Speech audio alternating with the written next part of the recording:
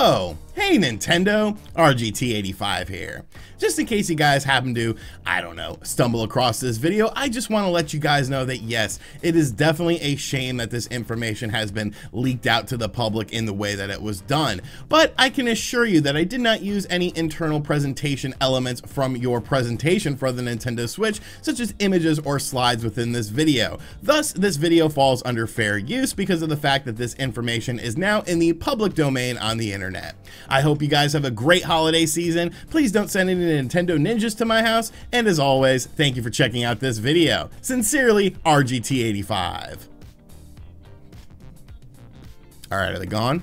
Because holy crap on a stick, this Nintendo Switch leak is absolutely insane. Now, Nintendo did suffer a data breach, and there has been some things that have been happening since then. There's been a lot of information on things like Luigi in Super Mario 64. He was actually going to be originally in the game. It was going to have 2-player. It was something that we talked about a few months ago. But this morning, some more information came out, and this is all about the Nintendo Switch. And some of these leaks are absolutely insane. So I want to talk about them with you guys, because the Nintendo Switch was essentially going to be a very different system than what we ended up getting. And I think some people will like some of these elements that were going to be included with it, and some people are not going to like these elements that were going to be included with it. I'm sort of 50-50. Some of the things I think are cool, and some of the things I'm like, no, this would have been a terrible, terrible idea. Now, this information is coming to us from a bunch of different Twitter users who have been basically breaking down all this information, and then NintendoEverything.com put it in a nice little tidy package that is easy to digest. So I will have a link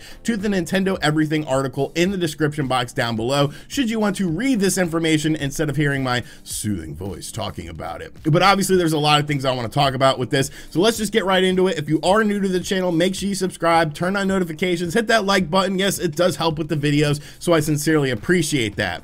So the first thing we're going to talk about is probably the most bizarre thing and most insane thing from this Nintendo Switch leak, and you kind of have to go back to the Nintendo NX days before we even knew the Nintendo Switch was called the Nintendo Switch, because there was a very prominent image that was circulating on the internet where someone supposedly was showing off a development unit of the Nintendo Switch, and of course we all called it the Stewie Griffin because, I mean, look at it. It literally is the shape of Stewie Griffin's head. Now, this was, of course, a 3D printed model that was based on a patent that Nintendo had filed. And a lot of people just thought that this patent was like many patents that companies do, where they patent something just to have some sort of protection on it. But according to the internal documents that are available in this Nintendo Switch leak, this was actually going to be the design of the system. There are many images within this document that showcase this football-like, you know, picture for the Nintendo Switch, and I am so glad they did not do this. Like, I think on the surface level it's an interesting design. It definitely sort of sticks out and it's definitely sort of unique,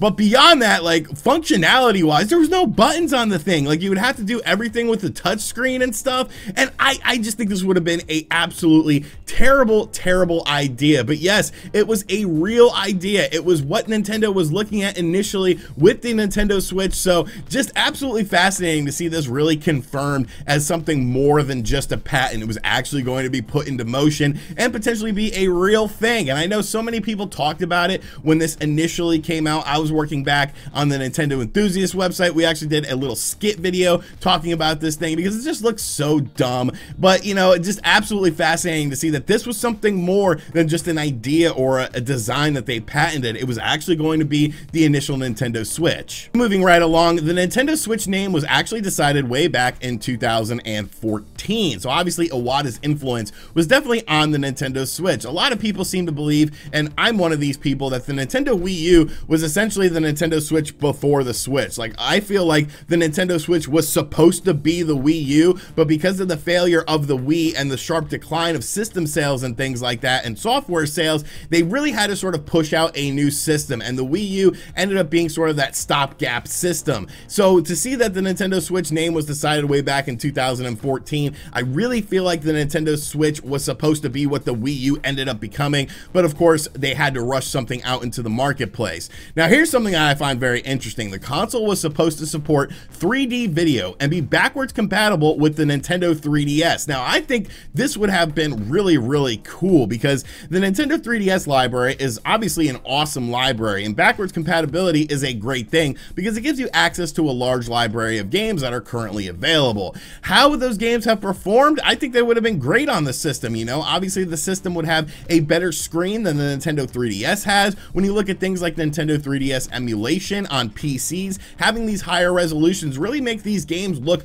you know, almost modern. Like, yeah, you're not going to get that sort of ray tracing and, you know, high frames per second with a lot of things, but I think it would have been a very positive thing to have the Nintendo Switch be backwards compatible with the Nintendo 3DS. And I honestly do feel like that is a bit of a missed opportunity. Of course, we are now nearly 4 years into the system's life cycle. We have not seen any sort of 3DS stuff on the system via a virtual console, even though, of course, the Nintendo DS was supported on the Wii U. So I thought this would have been really cool. Street Pass, Spot Pass, and pedometer features were planned for the Nintendo Switch, much like the 3DS. So Nintendo was really focusing this as sort of a handheld system by having things like Street Pass and Spot Pass. Now, how often did people really use those? Unless you were in a very urban area, you know, you really didn't get much use out of that unless you went to a mall or something like that. So I think that would have been nice. I could definitely live without it though. I never really used Street Pass or Spot Pass or anything like that. But Spot Pass was obviously the more interesting of the two things because it would allow you to get access to certain things that you wouldn't be able to get otherwise. Now, here's something that would have been a detrimental thing to the Nintendo Switch. The original screen would cap out at 480p. Now, of course, on the Nintendo Switch that we currently have, it is a 720p screen. But could you imagine doing a, you know, essentially a new console that releases in 2017 that only has a 480p screen, and with all these 4K textures happening with the new consoles that are out on the marketplace, the Nintendo Switch would have definitely been a bit pigeonholed, I feel, because that 480p screen would have just been unacceptable. You know, people are already complaining about the 720p screen. They want something better, and the way mobile technology moves, we should have access to a better screen with a Nintendo Switch revision that so many of us think is coming in 2021. So a 480p screen would have been an absolute disaster with this system. I think initially it would have been fine. You know, in 2017, it probably could have passed, but you know, it would have quickly been to the point of where people were like, we need a better screen with this thing. We need better visual fidelity. And considering how many people use their Nintendo Switch in a portable mode, I think this would have been very detrimental to the system. The device would be able to broadcast video through Miracast, meaning that the Nintendo Switch would not need a dock, instead displaying video to a TV wirelessly while having the unit stable, similar to the Wii U gamepad. Once again, I think that's a very interesting concept. You would get rid of the Nintendo Switch dock and be able to just play it on the television screen. But of course, when you play a game in docked mode, it does look and run better a lot of the time than it does in handheld mode. So I think that would have been, you know, an interesting concept, but obviously you would be getting that same visual fidelity that you would be getting with the system in portable mode, because it's essentially just mirroring what you are seeing on your Nintendo Switch in portable mode on the television. So in theory, I think it would have been okay, but I think in practice it would have been definitely a problem, because like I said, this 480p nonsense, like I don't know why Nintendo is just like, oh, with these nice resolutions that these TVs had, screw them, let's use what we can. You know, let's just do 240p like we did with the original Super Mario Brothers, you know, 35 years ago. I don't get why Nintendo is so far behind with things like that. I mean, we really need to appreciate this 720p screen, because it could have been a lot worse. Imagine transmitting an image that is only capable of 480p onto your television. It probably wouldn't have looked all that good. Now, of course, Nintendo could have potentially done something to upscale these games when you're playing it on the TV, but it's definitely very interesting to see the strong emphasis on the portable mode that was put into the initial design of the Nintendo Switch. Switch powered by AT Ericsson would support video capture with the ability to add video and audio commentary, which then you could upload to Nintendo World. So this was going to be sort of an internal program for the Nintendo Switch where you could add, you know, commentary to videos and upload these clips onto something called a Nintendo World service. We have YouTube, we have Twitch. I don't think this would have been a necessary thing. You know, maybe on the Wii U this would have been a cool thing, but obviously in the modern age, most people don't need something like this. So I feel like this would have been just sort of a wasted thing that Nintendo did with the Nintendo Switch. And the final few things are that the ST Switch would have a dedicated hardware to facilitate the 3DS backwards compatibility, 1 GB of RAM. It would support 480p video on cameras, meaning that the Nintendo Switch was originally going to have a camera, and it would be possible to resume play from sleep mode by pressing a gesture, although this wasn't finalized as the sleep mode section doesn't have an OK on it. So really nothing too crazy with those sort of things there. Obviously, the dedicated hardware to support the Nintendo 3DS backwards compatibility would have been very interesting, because I feel like that would have taken away from some of the hardware that was being used for the Nintendo Switch if it's dedicated hardware, because the Nintendo Switch wouldn't really have access to that dedicated hardware. There's also information that they were debating whether they wanted to do 1 or 2 screens on the Nintendo Switch. Obviously they went with 1, which I think was the right decision, because really I think the DS and the 3DS were very great handheld systems, and they definitely had a place in the market, but I don't really feel like anyone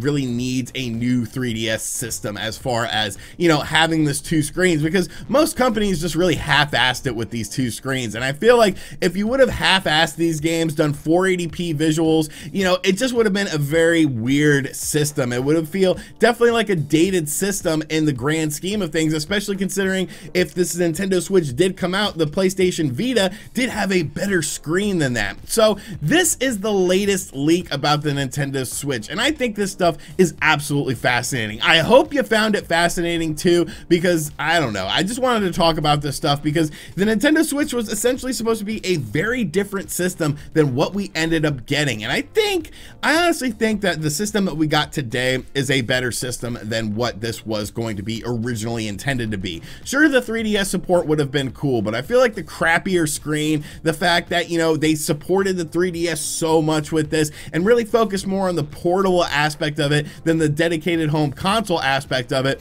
would have really hurt this system, because what would you have for a Nintendo home console at this time? The Wii U was obviously phased out very, very quickly, so what would you have as this dedicated home console thing? And you know, the Switch isn't a dedicated home console, but it is a home console and a portable console, and this definitely feels like a portable console with the ability to play it on your television more so than a home console. So let me know what you think of all of this stuff in the comments section down below. Would you have liked any of these ideas to be implemented in the Nintendo Switch? And as always, guys, thank you for checking out this video. If you are new to the channel, make sure you subscribe and turn on notifications. Nintendo Ninjas, this video is clean. I didn't show anything in it. Please don't send people to my house, or, you know, I mean, you know, and as always, I'll catch you guys on the next video. Later.